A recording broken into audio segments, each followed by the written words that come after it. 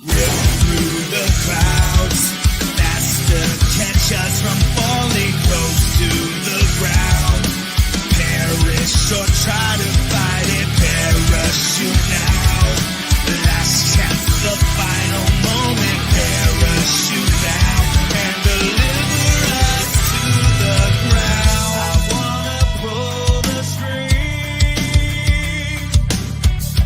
on and on, I feel the speed.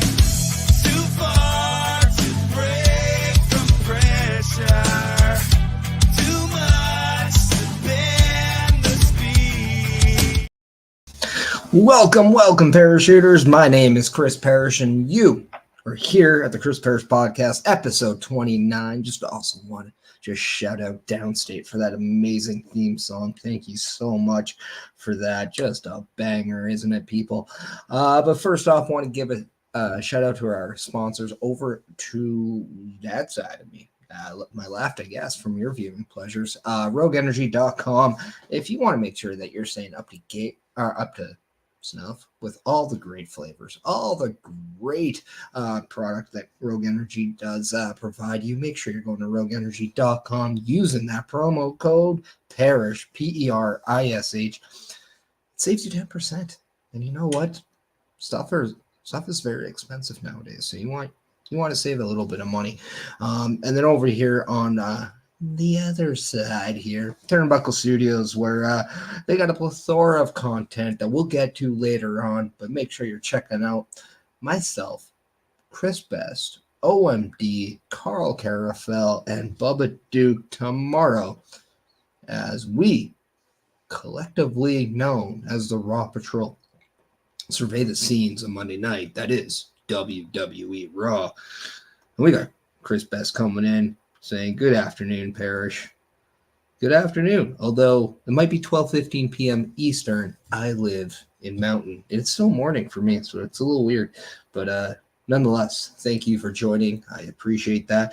And for everyone watching, please, if you have a moment, just take time to like, subscribe, follow, all that good stuff. We are streaming on the Facebook, on the YouTube, and on Twitch, and even on my X account right now. So yeah, if you can, share that link, like that link, and then go to the other ones and follow and all that good stuff. I appreciate that. I appreciate you. What a week it was in pro wrestling this week. As we talked about last week, we were getting ready for the debut of what we thought a faction called the Wyatt Sicks, with the number 6. Little did we know that we got the Wyatt Sicks, but instead of the number 6, it is the word 6 as an SICKS. And we saw Uncle Howdy. We saw Ramblin' Rabbit. We saw Husky the Pig, or Huskus the Pig.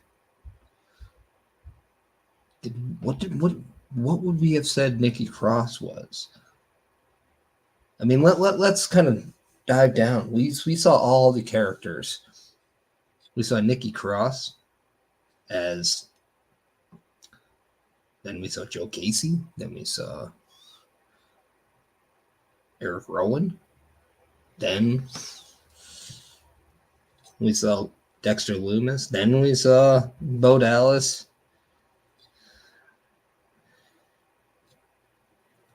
Yeah, I mean, Nikki dressed up every character was just a new version, an evolved version of everyone. Nikki was Abby the Witch. Thank you, Chris. That's why I like chats, when I forget or have a slip of the tongue or, the quote-unquote brain fart. You guys always come in the clutch, and I appreciate that. Yeah, we saw Abby the Witch, played by Nikki Cross, come out. Then we saw Ramblin' Rabbit, played by Eric Rowan. Then we saw Mercy the Buzzard, played by Dexter Loomis, only by Huskus the Pig, played by Joe Gacy, and then ultimately Uncle Howdy, played by Bo Dallas. And they just left everybody in the wasteland, in the gorilla position, in the back. Just absolute chaos. We saw Chad Gable incapacitated. You know, earlier in the night, he was a man of a lot of words, but in this segment, he was very shush. And then later in this week, we found out that he was not medically cleared to compete in his triple threat, replaced by Ilya Dragunov. But just recently, we found out that he is now medically cleared and he is back in his triple threat match to qualify for Money in the Bank. So that is going to be absolutely amazing. But what effect did Monday night have on him? Also, what effect does Monday Night Raw and the landscape of WWE have after that, I guess we can say, debut of the Wyatt Sicks, even though it's not a debut for these characters. It's not a debut for the people portraying these characters, but is a debut of everything coming together as we know it as the Wyatt Sicks. What did people think of that? Like, it was just absolutely incredible. And, like, the beauty of it was everything is just one shot, right? We're not seeing this old school pan to one shot, go to another shot. It was all done in one shot. One shot that lasted, 7 minutes? So Chris Best is coming in and saying, I'm now wondering that even though everyone knows who's who, I wonder if we'll see them being revealed by removing their masks at some point. Now, here's what I think is very intriguing.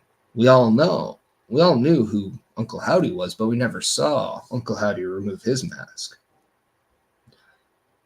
We all knew who the Fiend was, but we never saw the Fiend remove his mask. So I don't think the removal of masks needs or should be a thing here. Now, I think the intrigue and the mystery, just like with anyone who wears a mask in pro wrestling, is, well, let's see what they look like. And maybe there might be that when Bray Wyatt was doing the Firefly Funhouse, we saw the Fiend as one portrayal and then him as a different one. There could be something similar to that. But at the same time, I think I'm more curious just to see where everyone kind of where they go. Like, does this group just have a collective reason to do things? Are we going to see individual collective or individual cases? Sorry. Like, will we see Joe Gacy's character do something while we see Nikki Cross's character do something else? Or are we always going to see them together? That, to me, I think is a very intriguing part. And on top of that, who do they target? We know one person already of specific detail of who they targeted, and that was Chad Gable. There's been theories that this could be a family-oriented group where if you did not treat your family right in the world of WWE, the Wyatt Sicks are going to get you, maybe. And that's why they attacked Chad Gable, because just of recently, he treated his quote-unquote family in Otis, Maxine, and Tozawa poorly to the point where they left him. We notably didn't see anybody else of specific in that attack outside of just security guards and backstage personnel. So at one point, we're wondering if we were going to see more people, but we did not. Now, we've seen throughout X, Twitter, whatever you want to call it, multiple angles of this Wyatt Sicks debut, and all of them are just amazing. I do have to say, the one I saw, it came to the left side of, I guess, how you watched it on TV. And when Uncle Howdy was raising the lantern, I don't know if you saw, but when he went to go hold it with the other hand, he smacked Dexter Loomis in the face to where you saw Dexter Loomis, Mercy the Buzzard, have to fix his mask. It just a little funny. It reminded me, and don't ask me why I made this connection, but if you go back and watch the old Willy Wonka movie, one with Gene Adler, and it's that Candyman can song, and the guy's going from behind kind of behind the till to in front, and he has that one door that flips open, and then as he was doing the song and he flips the door open, he smacks the little girl in the face. It kind of, I don't know why, but it reminded me of that. And it was just one of those things where you sold it for like a nanosecond, and then everything went back to normal. You didn't have time to go like, oh, and do that big Peter Griffin sell. But I don't know. To me, it was just funny because even in live show, and that was an amazing debut. And everything went out without a hitch.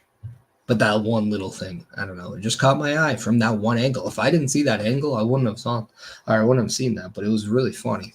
Don't know why, but it's just, it's always nice to see that little bit of reality and things, like even little minor things go around. But it also takes me back to when Big E was so excited for his match. He was doing his big warm-ups, and he just whacks AJ Lee. Kind of a similar thing, and AJ Lee kind of just no-sold it because, well, she's a champ. But yeah, if by chance the Chad Gable thing is a one-off, who do we think could be next? I know I've said in other shows and just with more private conversations, just off stream, that I would love to see the Wyatt Sicks target the bloodline, like the current bloodline, which we will talk about a little later. But talk about somebody who hasn't treated family well. Well, Solo Sikoa is no angel. He helped kick out both his brothers. He's kicking out the wise man, or it looks like he's trying to kick him out, bullying him at the very least, to the point where even Paul Heyman wanted CM Punk, to take him with him if he left the building. And then now is spreading what we think is fabrication when he said Roman Reigns is not coming back. Which, come on. So when it comes to treating family, Solo Sikoa is no saint. So maybe the Wyatt Sicks could be targeting the bloodline.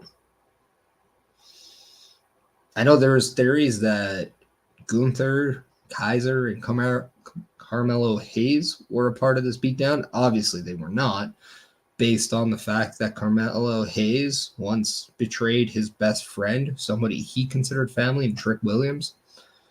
And Ludwig Kaiser and Gunther moved out both Alexander Wolf.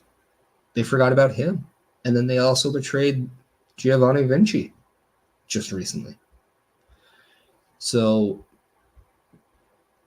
yeah, in a way, I mean, they're faulty for that as well. And I think if we cut it deep down, like, are they going to target Rey Mysterio? Are they going to target Dominic Mysterio? Like, this is all a very intriguing point, because you can make narratives if this is the way they're going for the Wyatt Sicks to target anybody.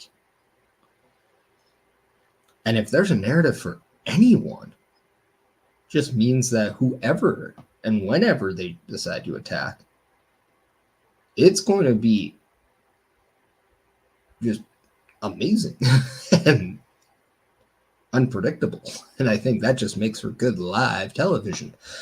So very happy we decided to do a show covering Monday Night Raw because it's getting good.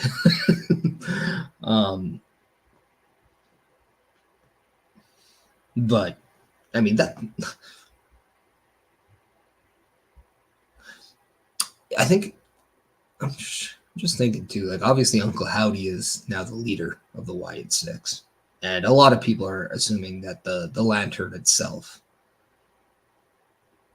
is a representation of Bray Wyatt, or the light that we saw, that blue light coming from the door, always represented the late great Luke Harper, Brody Lee. And I think this would be a really cool way to somehow tie these people in. I am very curious to see when Alexa Bliss comes back, if there's any tie-in with her at all. Indy Hartwell, I'm very intrigued by it because technically, by a storyline, she's still married to the man who portrays Mercy the Buzzard and Dexter Lumis.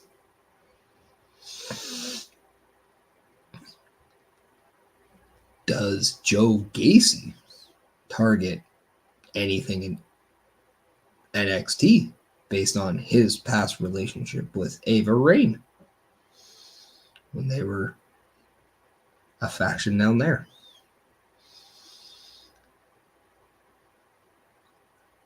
And I'm kind of wondering, like, who really... We always see that one person that kind of steps up in a faction and becomes more of a front man or front woman.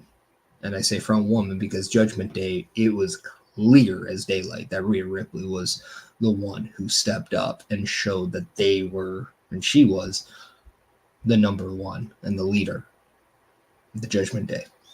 And then when she got hurt, Damian Priest stepped up. So anything Bray Wyatt faction related, we all know Bray Wyatt was the leader. Now it looks like Bo Dallas is that leader, which, by the way, what a resurgence with Bo Dallas, just as a performer. We thought like he had so much potential during the Bo Leave stuff in NXT that came up to the main roster and kind of fell flat. And they repackaged him. He also started doing that, the tag team with Curtis Axel, the B team, which, had its time of the day. They were kind of aligned with The Miz. But he didn't really ever find his real footing on his own after NXT. But now, and unfortunately, it just takes Bray Wyatt and now his passing to kind of put him in this position. But at the same time, I mean, good for him though, for finally getting an opportunity to really show everyone what he's capable of doing in professional wrestling, because that's just a feel-good story. Chris Best is coming in saying, another thing, I think WWE still holds a trademark for Uncle Harper. I wonder if we see the character come to fruition at some point.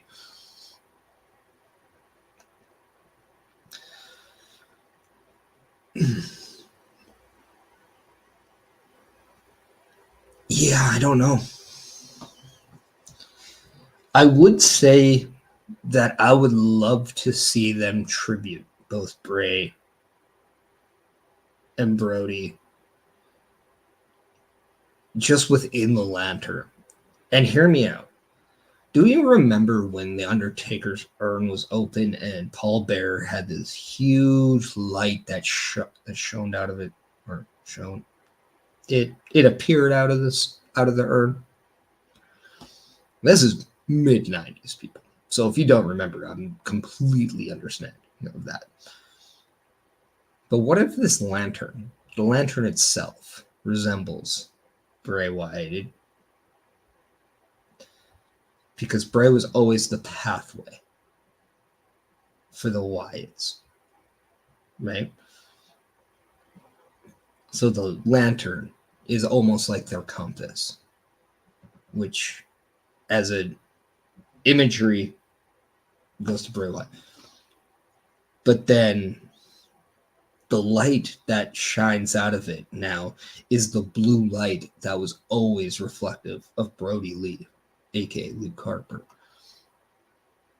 And Chris Best is fact checking and saying yes, SummerSlam 94.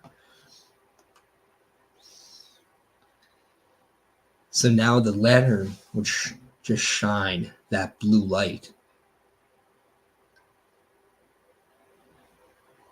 That way, because I don't know moving forward if you're going to do step by step the same entrance you had for the last run for Bray Wyatt. You might. They may. I don't know. We don't know if this debut and the way they do it, if everything by detail is a one-off, or if we're going to see some changes down the road. So we really don't know kind of the completion of this group yet. So right now, everything's still fresh. Everything's still very, very much open for interpretation.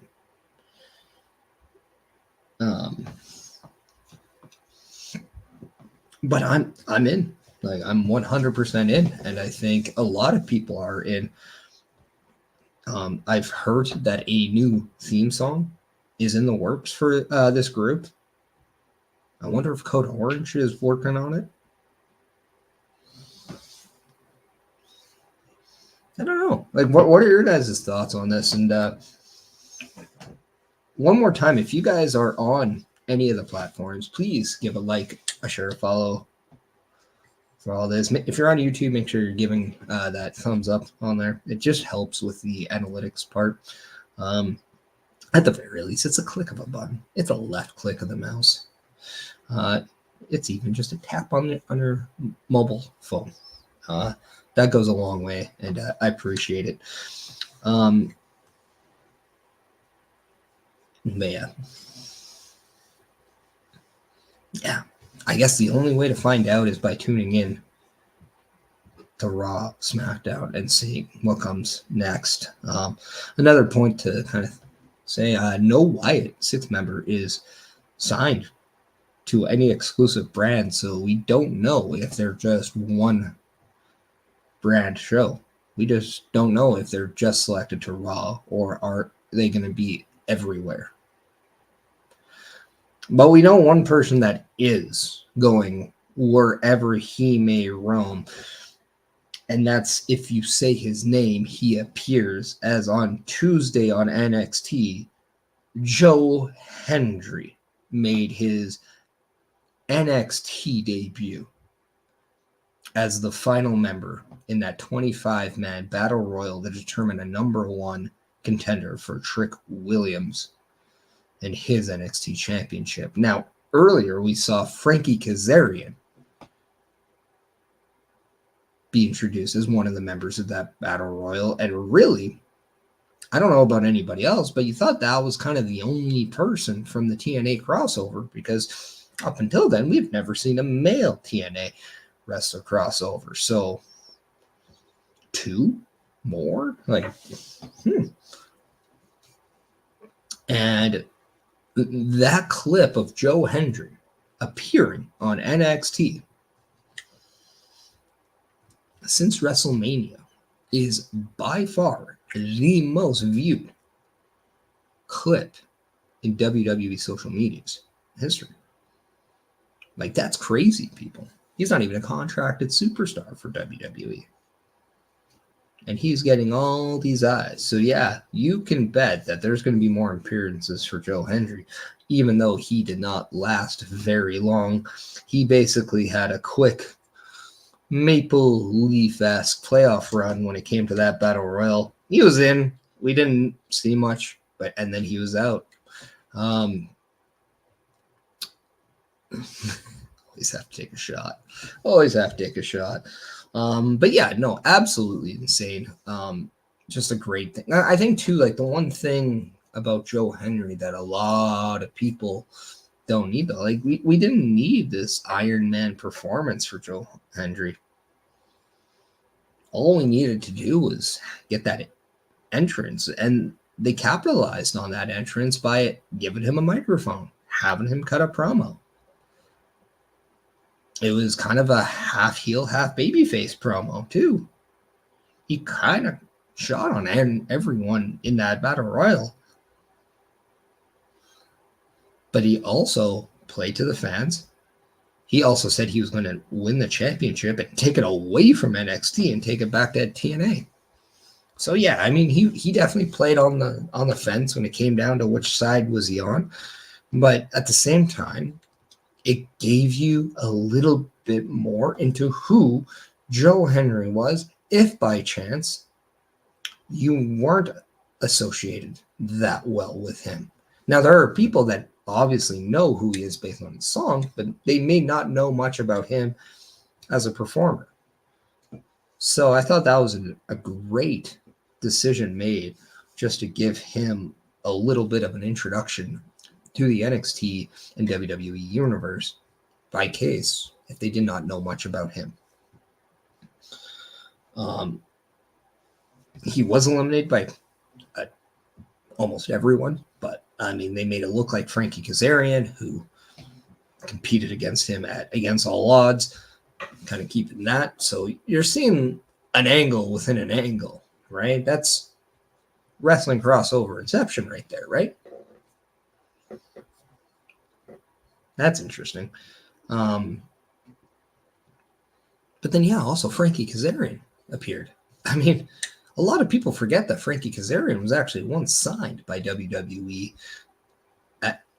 He even appeared on Velocity a few times. Other shows like Heat and Metal, I think, whatever. But those kind of shows, he was part of the developmental. And before that, the developmental really became anything that we know it today, he was let go. And because of that, we saw Frankie Kazarian in TNA, where he made his mark, in Ring of Honor, in All Elite Wrestling, back with TNA. And then, yeah, like, and as we know it now, like, we've seen this whole Frankie Kazarian character grown up almost at the tail end. We'll say he's a lot closer to the end than he's finished. Not that you could tell, but I mean, let's face it, if you wrestle for as long as he has, I don't think he's going to double that. If he does, it's very impressive. But yeah, so that, I think just seeing Frankie Kazarian in a WWE ring now was pretty cool. It was just overshadowed by Joe Hendry, because what isn't being overshadowed by Joe Hendry right now when it comes to the NXT? He has teased, as Chris Bess is alluding to in his comment. I love how they gave us just a tease with Joe Hendry, but I also love the tease that Joe Hendry gave us on his ex when he was at a ice cream shop in Swansea, and he said, "This is a heat wave out here," basically giving you a little bit of a teaser of when he could be appearing next in NXT, as NXT does present Heatwave right before Money in the Bank. I believe that is July 5th, if I am not mistaken. Could be wrong. I know it's that weekend. So, very intriguing.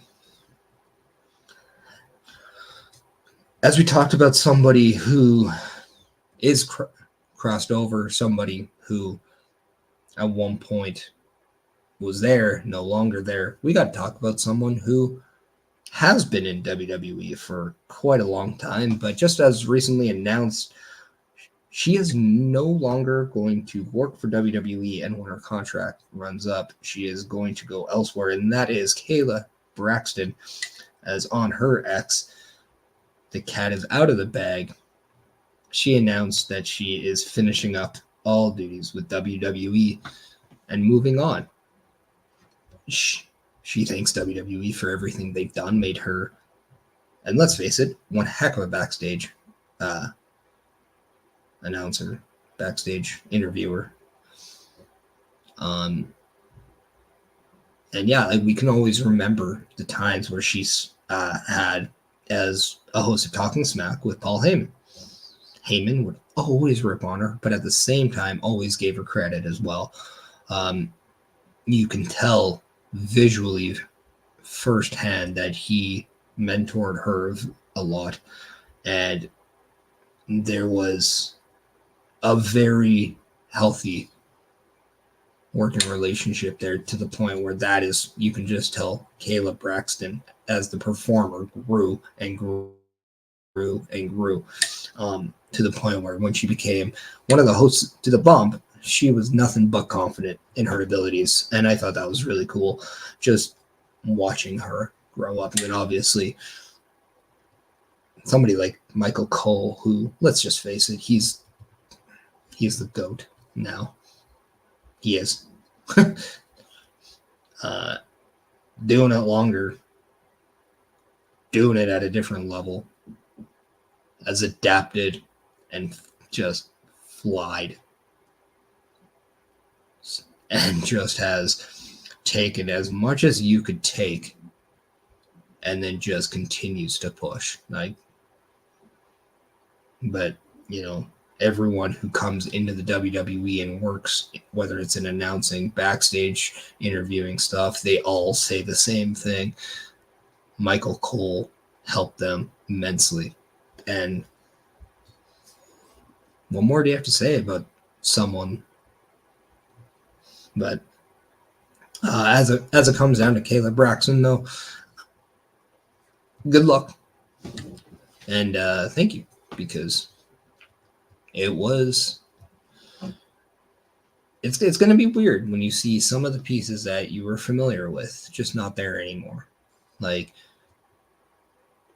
I don't care what people say about Renee Paquette not being in WWE. It was weird for a while.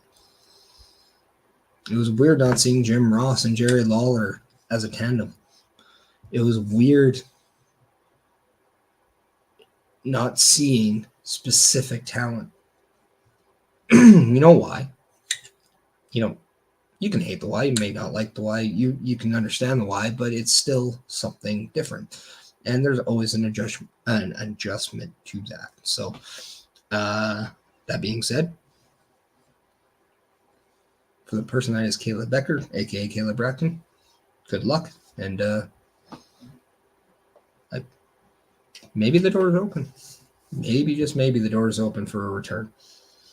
I just hope she does what she wants. Speaking of doing what they want, we saw on Friday Night SmackDown the Bloodline doing what they want, and that is attacking people and getting the upper hand. As when we thought we were closing out with a match between Solo Sikoa versus the WWE Undisputed Heavyweight Champion Cody Rhodes, we knew Kevin Owens and Randy Orton were not going to be at ringside, and we knew Tama Tonga and Mr. Loa weren't going to be at ringside either. What we didn't account for was somebody else allowed at ringside are going to be at ringside. What we did account for is that the Bloodline weren't going to keep their word, and they were going to still come out and beat up on Cody Rhodes, which allowed Kevin Owens and Randy Orton to come and even the odds. But just when you thought the trio of Rhodes, Orton, and Owens had Solo Sikoa cornered, a sitting Solo Sikoa starts laughing as Jacob Fatu shows up and takes out the entire trio of KO, Randy Orton, and then Cody Rhodes with a monstrous splash off the top rope into crashing through the announce table. That is a statement. A statement that I think precedes the entire Bloodline as we know it. Solo, Loa, Tonga. I think Jacob Fatu had a better main roster debut than either one of those three. Now you can argue that Solo's was pretty impactful, sure. But that debut of Jacob Fatu stands alone in Bloodline debuts because of how dominant he was, who he decided to take out, and the fact he basically did it by himself.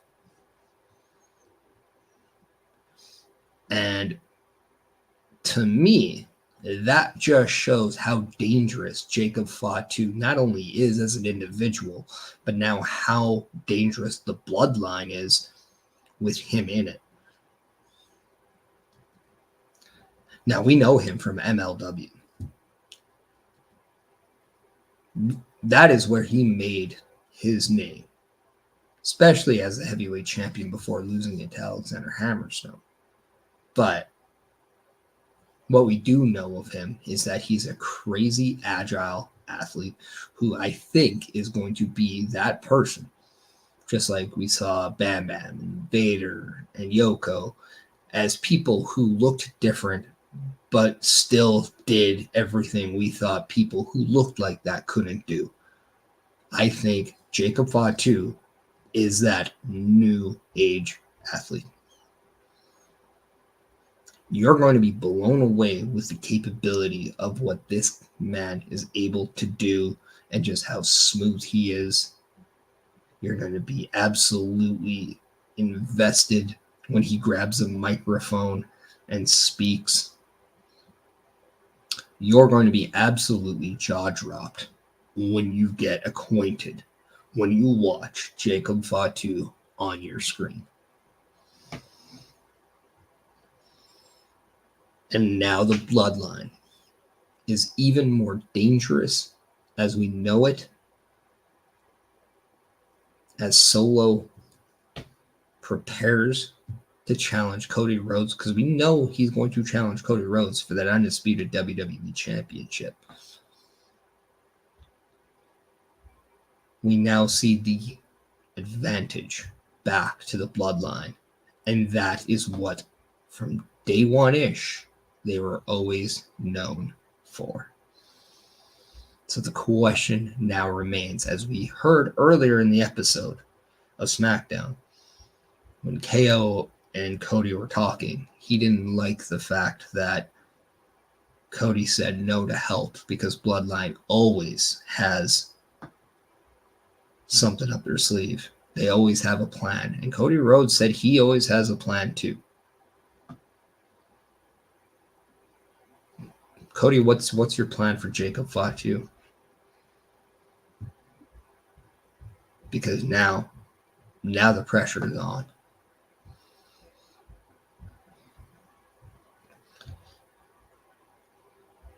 Now, that wasn't the only time we saw Cody Rhodes. Cody Rhodes actually started the show by saving CM Punk, who made his SmackDown return.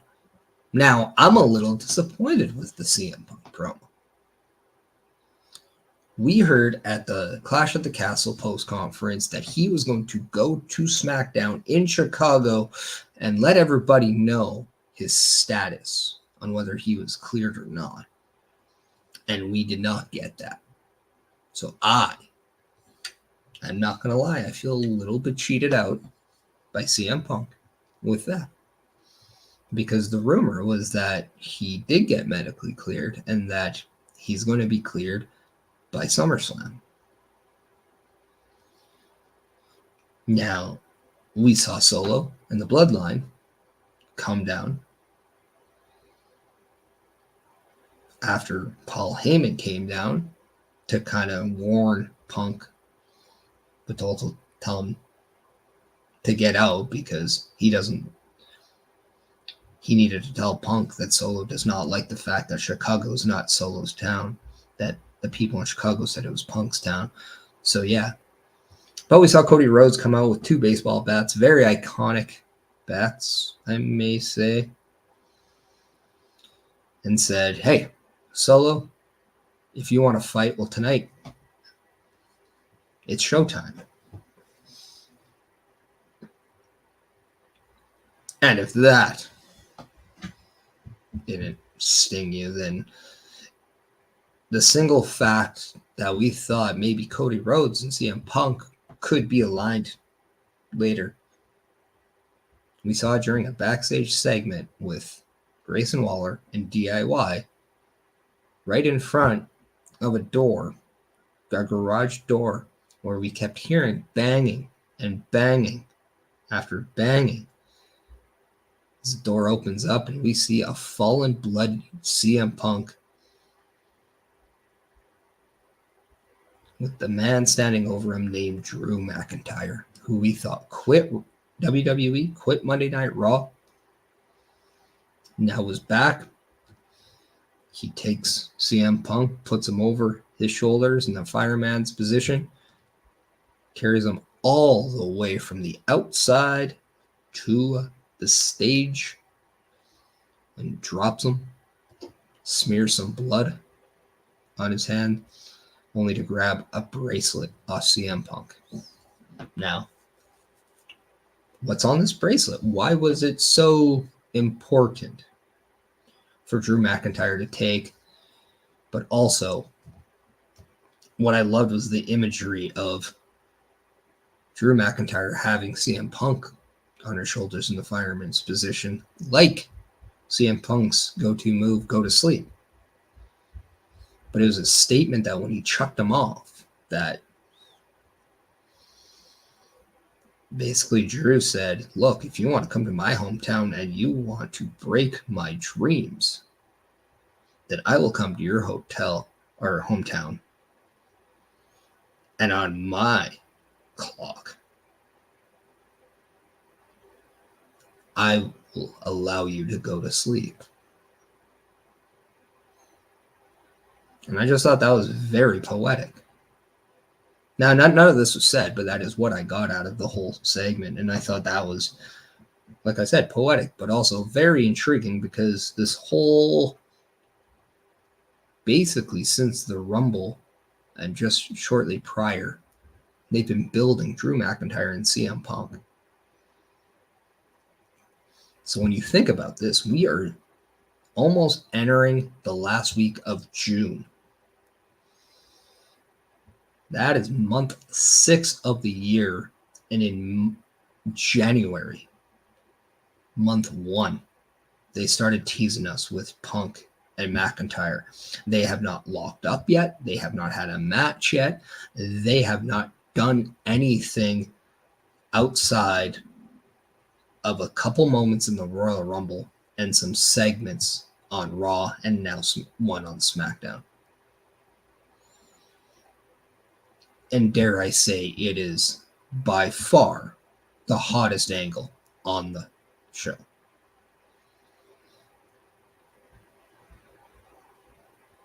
Now, will we see Money in the Bank be something of value, or is this truly going to be pushed all the way to SummerSlam, which is being rumored?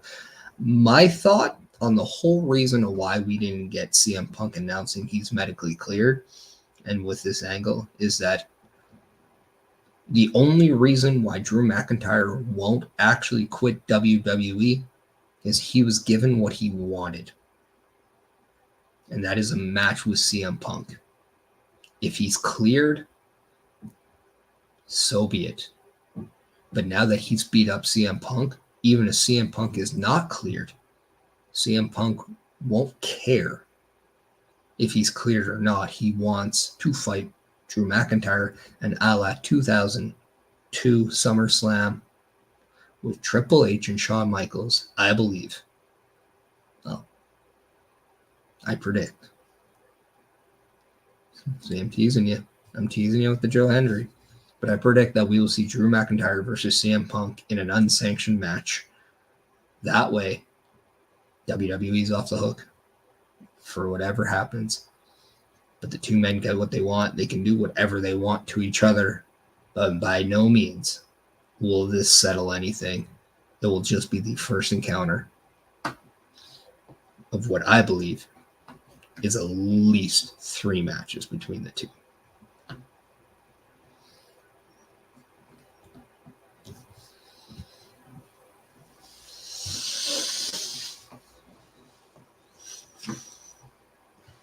What do you guys think?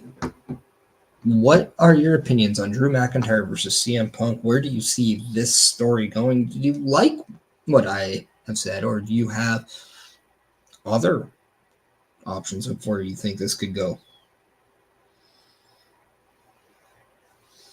Let me know in the comments section. Also, if by chance you are watching this and it's a little late, maybe you didn't get a chance to see the whole thing, that's okay.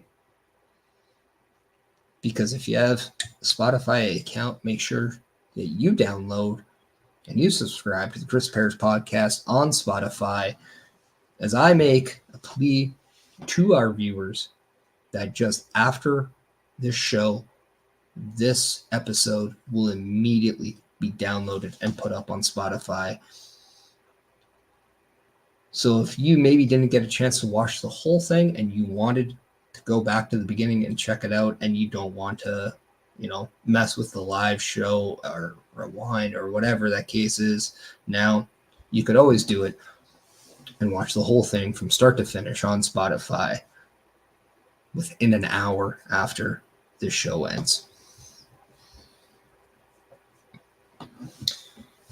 Now, we're not at that point yet, but I do want to let you guys know that during Turnbuckle Studios, they announced this program called Turnbuckle Affiliation Program, and it was something that collectively a lot of us came up and talked about. And yes, as of right now, you could say the Chris Perish podcast was kind of the first person in this, but we're more like, working partners.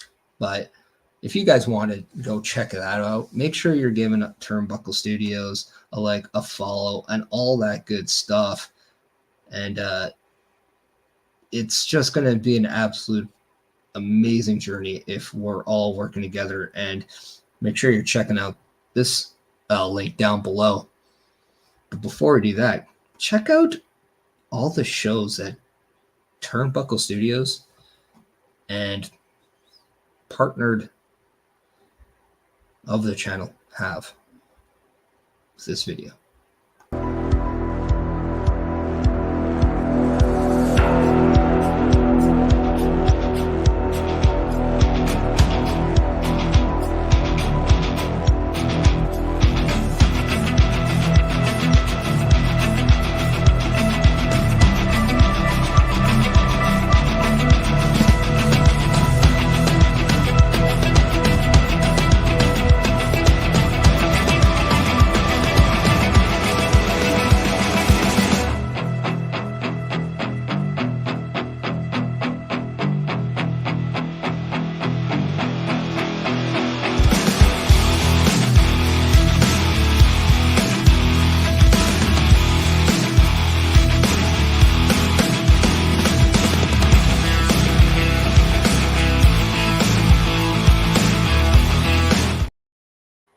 And that's where you can find.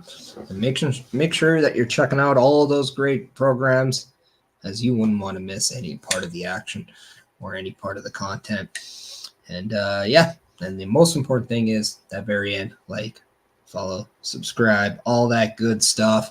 Also want to just give a shout out to everyone who is watching, whether it's on Facebook, whether it's on YouTube, whether it's on Twitch, or if it's on my X account. I just want to say thank you.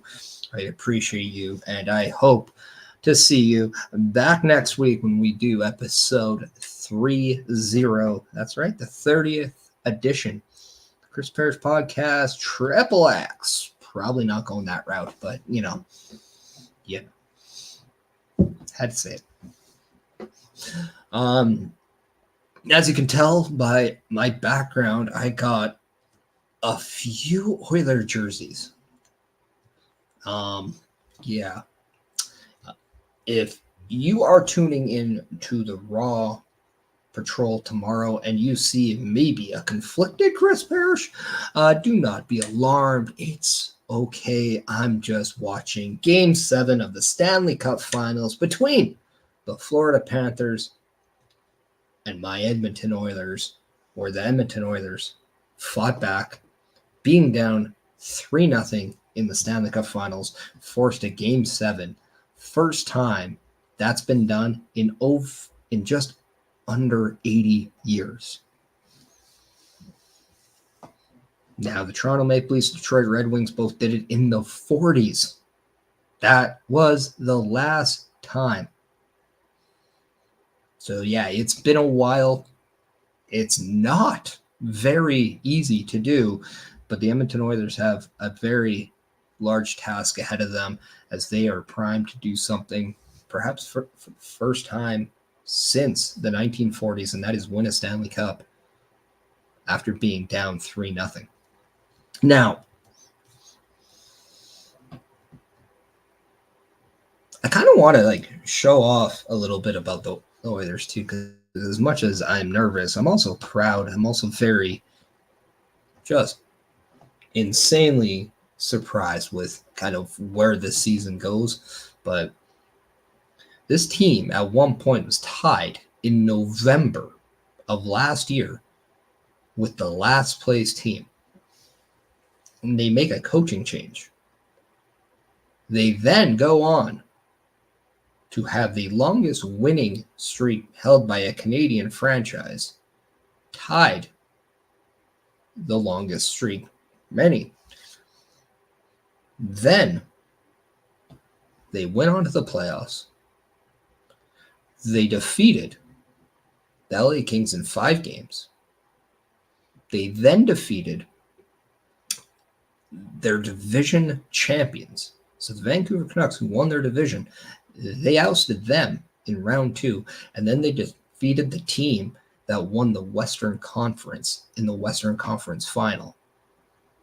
And then have clawed back from being down 3-0 in a best-of-7 series against the Florida Panthers, only to be 1 game away from the Stanley Cup final.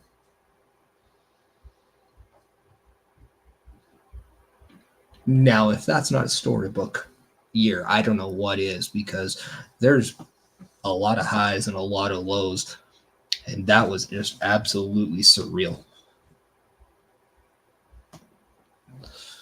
So surreal that it is very Wyatt Sicks. Right? Yeah. No, that's a stretch. That's not like a Wyatt.